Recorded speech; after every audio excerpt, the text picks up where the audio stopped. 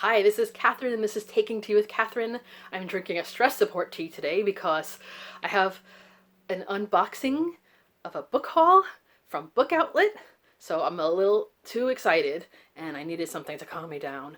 Now, when I say this, I know I've had book hauls before. I will have more, possibly. Actually, I do have some things on order, so within the next few weeks, I'll get a few more books.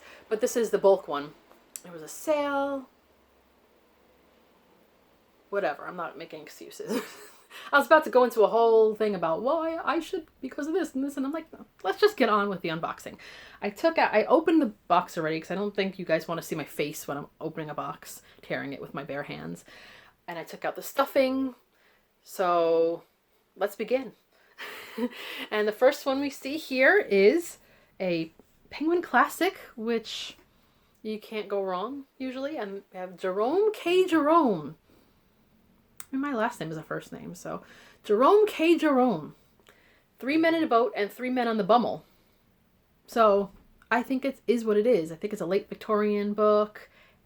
From what I remember, it's supposed to be funny. And we'll see. Maybe I'll read it soon. Maybe I'll read it during October. I don't know. I can't believe, what is it, May? And I'm already thinking about these future reading challenges. But October, I really loved it last year, so there it is. All right, and this is a book. This is, I think, the only one in this haul that is a book I've read before. But as you guys know, if you've watched the channel before, and if not, welcome. Sorry, I'm scratching myself. Why? On video, I keep doing this. I think I'm getting like excited hives when I go through books. When for 25 over plus years, I have been reading more than that. 27. Anyway, let's not do math right now. I've been reading books about the history of tea. I love it. I feel sad sometimes because there's a lot of bad things that happened when people were trying to get a hold of tea for their country, and especially Britain. And as a result, a lot of people were taken advantage of. But this is the history of anything, really. It's not always pretty, but it's informative. And when I'm drinking a cup of tea, I want to, this is herbal tea, so it's not really the same, but when I'm drinking any, Camellia sinensis tea, I want to appreciate where it came from. It enhances my enjoyment knowing, not that people suffered, but that, this is not something to take lightly, if that makes sense. Like, not take advantage, but there's a word, like, not just, yeah, appreciate things, because you don't know what it took to get here. Okay, enough guilt. But this book I had read, but I only took it out of the library, so I saw this really cheap on Book Outlet and said, okay, For All the Tea in China, How England Stole the World's Favorite Drink and Changed History by Sarah Rose. What a pretty name, Sarah Rose. And I'm starting to think about, I have a lot of books I should reread as well as start reading in general. I'm starting to think about doing a reread of my tea history books, because even though I haven't forgotten everything about tea history, I've forgotten specifically each book and their focus. So I want to maybe get on that before I keep going with my tea library tours, where I might just show a book and say, I think this was good. I think it was about this, So this one I think talks, because it says in the back, talks a bit about, yes, it is.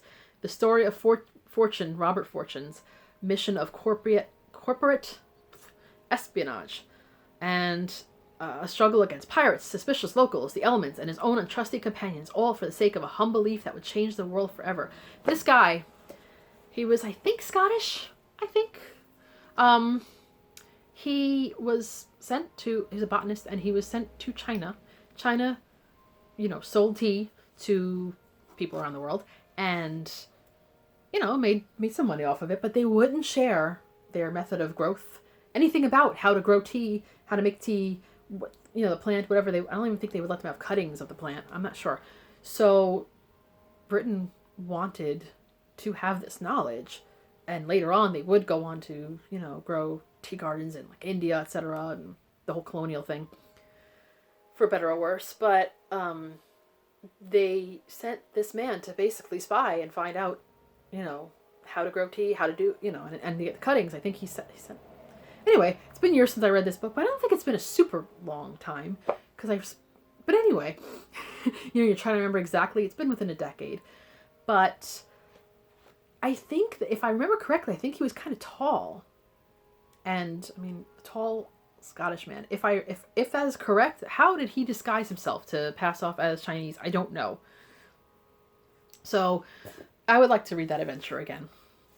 And then we have a writer who I remember enjoying. Ew, you know what I don't like though? It looks, I don't want to say what it looks like, but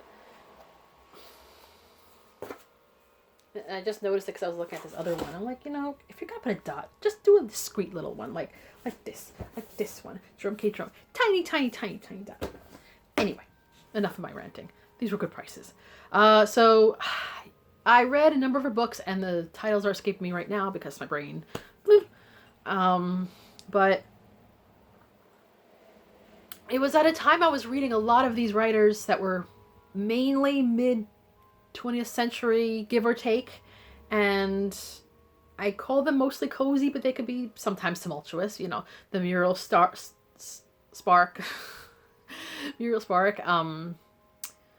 Penelope Fitzgerald, Elizabeth Bowen, something like that, and Barbara Pym. These are people I know that they didn't all coincide, but some of them did and overlapped a little bit.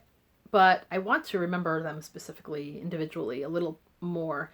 So going back to reading some of them will do the trick, I hope. And this is one I haven't read by Barbara Pym, Quartet in Autumn. And it is a story that is based on people of a later point in their life. And this is one of her last novels, written, I think, during my lifetime. So pretty cool. And it is very autumnal looking. What is this? This is a plume book fiction. I don't necessarily like the look of this. I don't hate it, but it does kind of look like one of those cheap Dover thrift edition type books. But you know what? I think I'll enjoy this story anyway. And the font is quite sizable, and I think I could curl up with this. And look, she's got a cat. So, she's got a cat. So anytime someone has a cat in their author picture, I am on board. Okay. So the next one, I think, is a memoir. Yes. Champagne Baby. So, yes, it's coming of age story. I don't know. So, How One Parisian Learned to Love Wine and Life the American Way by Laure Dugas, or Dugas, I don't know. Probably Dugas, if it's French, like Degas. Instead of yet another American seeking the French secret to good living, a French woman finds her purpose, much to her surprise, in America. So... yeah, it's got a bit about wine and stuff, and New York. So, yeah, I thought so. I really like this cover. I mean, Captain Obvious. It's got the Eiffel Tower and New York. I think it would be nice sometimes to read books that put New York in a more pleasant light, because a lot of times it's like it says here, it's the other way around. People want to escape and find themselves elsewhere. So that's nice, right? I mean, I don't need that every day, but it's kind of nice anyway. All right, so this one, I don't know if this is the time to be reading this, but I don't think this one got dotted. Yes. Sarah Ivan's Forest Therapy. Seasonal ways to embrace nature for a happier you. So I guess it goes into all the different types of practices that people do. I don't know if I'll agree with all of them, but at least I'll learn about them. Oh, she's a Londoner turned Southern belle. She now lives in Austin, Texas with her family. Last year I read a book, not the same person, about someone who grew up in London, who's from London, who now lives in Austin, Texas.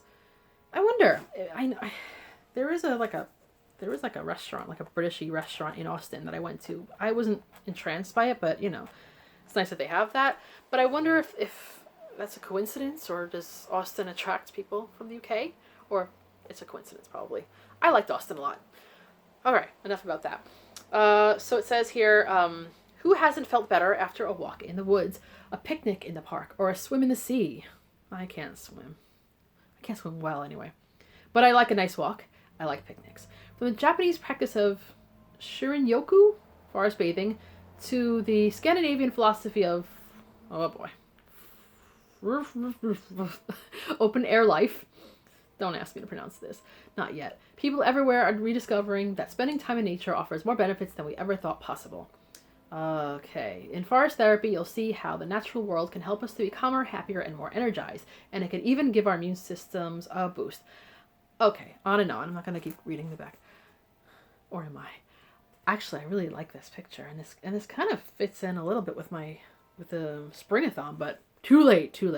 My problem isn't this. I like this. Obviously, I selected it while I was still at home, which I am still. But I know that it's going to be like space therapy. Like, I can't actually go to space right now. So I can't really go to nature right now. I can't. As you guys know, I couldn't even walk to the closest green park near me because it was just too far. So I think it's going to be a little bit sad in a way, but then again, I read about travel places that I can't go to right now anyway, so maybe I'm overthinking it. All right, so this surprised me that I wanted it, but I don't know. Sometimes I want to read something a little bit different. And Eating Korea. Reports on the Culinary Renaissance by Graham Holiday. So, Anthony Bourdain has a little blurb here. Remember him? Okay, this guy grew up in England as well. So I can't escape these English people. But I really, I like it. So, okay. Journalist, world traveler, and avid eater. Avid eater, I just love that. Graham Holiday has sampled some of the most exotic and intriguing cuisines on the globe. On a pilgrimage throughout the whole of South Korea to unearth the real food eaten by locals, Holiday discovers a country of contradictions, a quickly developing society that hasn't decided whether to shed or embrace its culinary roots, etc. So that's kind of okay. I will be perfectly honest.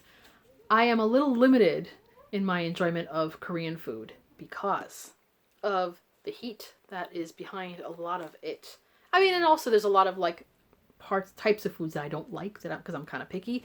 But I can pretty much in any culture find food I like, no matter what. I mean, if they make anything with chicken, I'll probably like it. But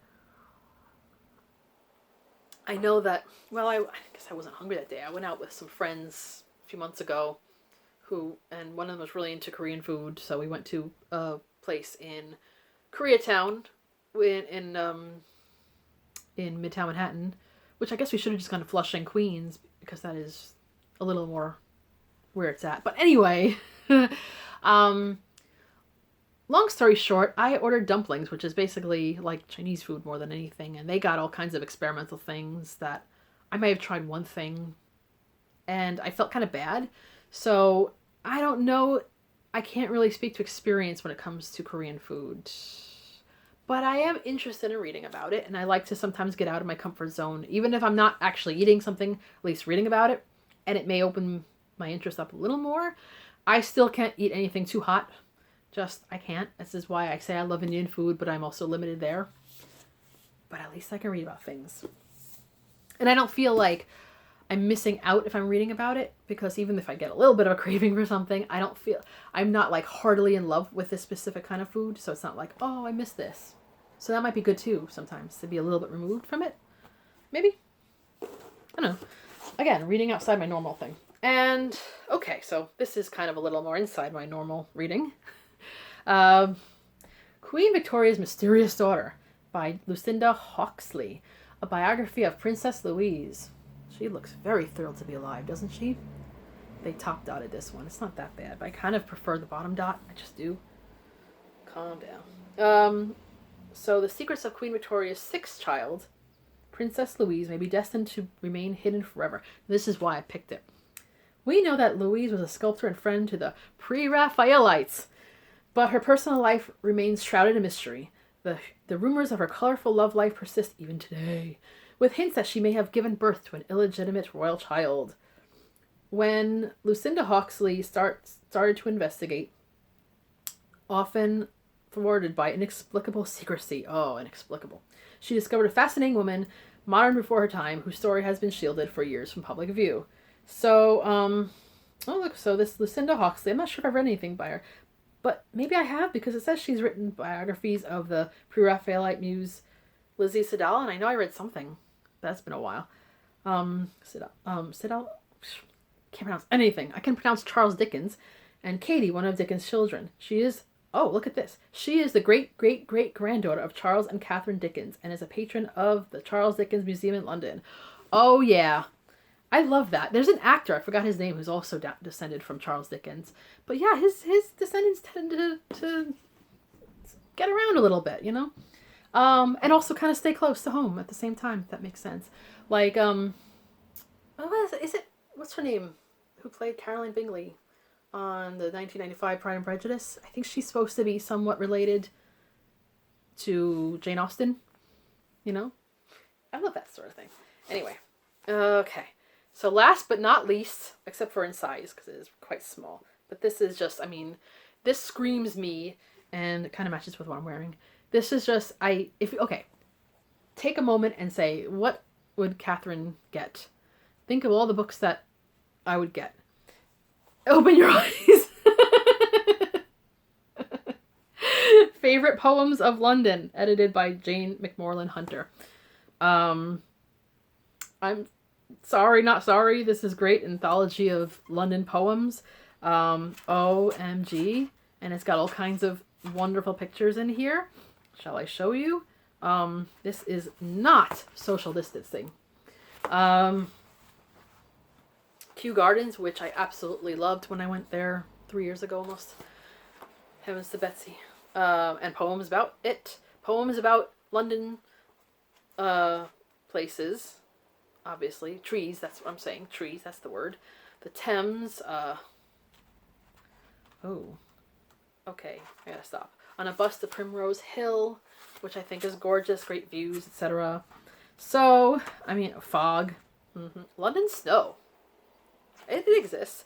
This is a poem I know. Composed upon Westminster Bridge by William Wordsworth. Why am I forgetting something that I just talked about the other day?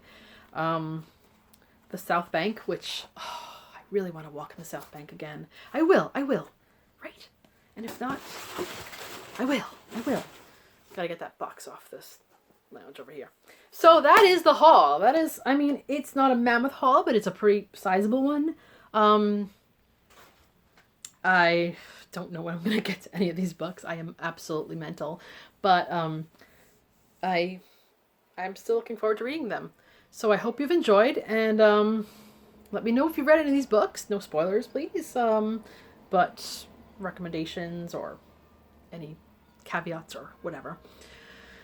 Yeah, and let me know if you guys have been doing any hauls yourself. Or if you're saving for a rainy day, which is also a very important thing to do. I'm really not going crazy shopping otherwise. I'm not buying any clothes, although I could use some more pajamas nowadays. All right, so hope you've enjoyed. This is Catherine. Catherine, I think that's my name. Taking Tea with Catherine. Have a lovely book and tea-filled day.